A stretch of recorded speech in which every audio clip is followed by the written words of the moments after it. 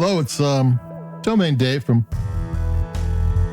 cheapwinefinder.com again with another podcast for wine we wrote up on the cheapwinefinder.com website, which is what we do. This is it. And today we've got a Oregon Pinot Noir, a entry-level Oregon Pinot Noir. It's called the Firesteed Oregon Pinot Noir 2020. The 21 vintage is the current vintage. This was actually a COVID year vintage and a Oregon fires. You didn't get as much press as the California fires, but there was fires up there. But COVID didn't affect it. They managed to get the grapes through the season in good shape, and they picked them before the fire started. This is a kind of a taste of Oregon. Well, Lammet Valley is the most well-known, and for good reason. I've had French winemakers tell me that they are very impressed with Lammet Valley, Oregon. And, you know, French winemakers love French wine, and they're not that they don't love other wines, but you don't normally hear them talking great things about other areas that much. And I've heard them say a lot of good things about Oregon, and I agree with them, you know. So, there's other areas in Oregon that have growing regions up and down the coast. I think Lammet Valley is the most northern one. But there's other valleys along the Pacific Ocean. There's Rogue Valley and Umpqua and a few others. They don't actually say where they got the grapes, but it's a bit of everything. Firesteed specializes in different areas of Willamette. They do Pinot Gris and Pinot Noirs and that type of stuff, and Dundee Hills and Single Vineyard, and they do a lot of different Oregon wines. This is, like I said, the entry level. I'm going to take a sip and we're going to talk about it.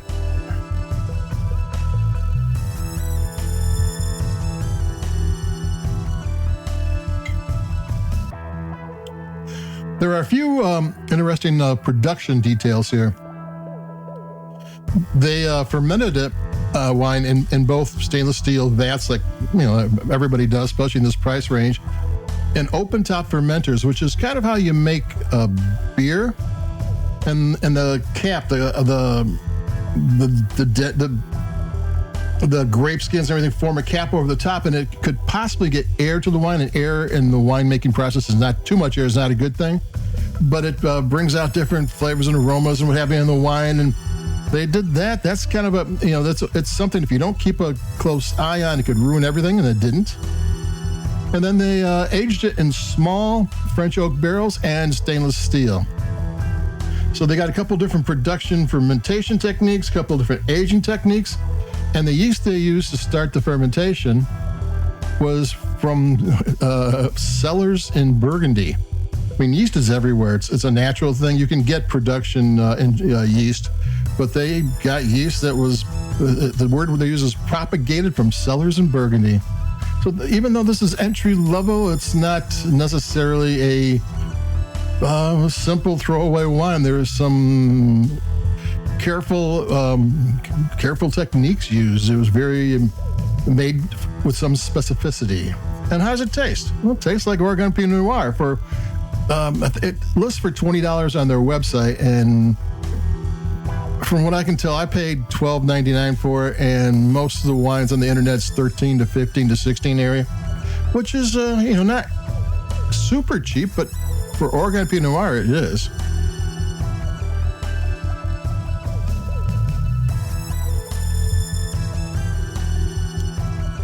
It's really silky smooth and sleek. But then you start tasting, you get the black cherry and the sour cherry, and you get the funky spices, and you get faint bitter dark chocolate and some plums, maybe some Dr. Pepper, some tea. There's some creamy vanilla in there. A bunch of them, all kind of smooth, and in the nose is that crazy funky Pinot Noir thing, where you're getting mushrooms and asphalt, and it's a crushed fall leaves and cherries, and I mean, this is a legitimate Pinot Noir. It's a nice starting point if you're interested in Pinot Noir. especially Oregon Pinot Noir. Oregon Pinot Noirs, to what I think, like under $40, they put a screw cap on it, and over $40, then they put a cork in there because there might be some aging, and they put the cork in the aging wine, not because you can't age a screw top wine, but people who like to age it, like corks or something, I don't know. It's not necessarily necessary, a double necessary, but it's, you can do well under $40. And if you're really into it, then you can go above the $40 and start doing the ones that can use some aging. But to get really good Pinot Noir and get the one you really want, you're going to have to go up in price. These entry-level ones are really nice. And if you like it and don't want to go any farther, well, then you still got a good wine. But to get the best Oregon Pinot Noir and get the best experience, you might want to explore a little bit. But like I said, this is a fine, inexpensive Pinot Noir. It's for the money, it's terrific. I mean, it's really good, and it's light-bodied. If you like the Meiomi style, this ain't it. If you like it funky, weird, and wild, then this is it. And that's it for me, Domain Dave. CheapWineFinder.com. What else do we have here? Yeah, I'll get to the summer sparklers and the rosés now. I've promised it for a while. And keep it cheap, stay cool, because it's getting hot out there. And I'll be talking to everybody in a couple of days. So adios, keep it cheap.